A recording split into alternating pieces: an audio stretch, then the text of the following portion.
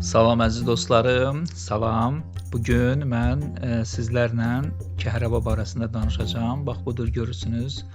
Azərbaycandan tapılan kəhraba növüdür əziz dostlarım. Burada yağbal, yod və digər xırda qarışıqlar, hətta süd kəhraba belə burada var. Burada şirə kəhraba da var əziz dostlarım. Bu kəhrabanı çəkməkdə mənim məqsədim ondan ibarətdir ki, əziz dostlar, bu şəhərdə bəzi kəhraba adı ilə satılan plasmasların belə deyək, kəhraba olmadığını sübut etmək üçün əziz dostlarım bu videonu çəkdim sizlərə. Baxın, görün kəhrabanın forması, həsil, təbii bir forması əziz dostlarım necə olur.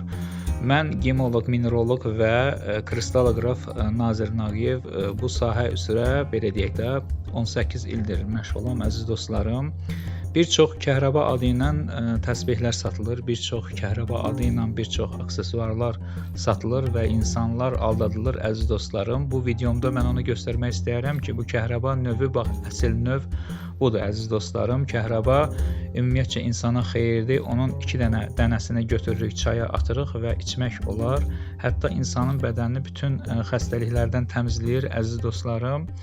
Əsl kəhrabanı tapmaq istəyirsinizsə, əsl kəhrabanı əldə etmək istəyirsinizsə, əziz dostlarım, mənə müraciət edə bilərsiniz. Baxın, formayı görürsünüz, şirə olan formanı, bir də yağbal olan formanı. Forma budur əziz dostlarım.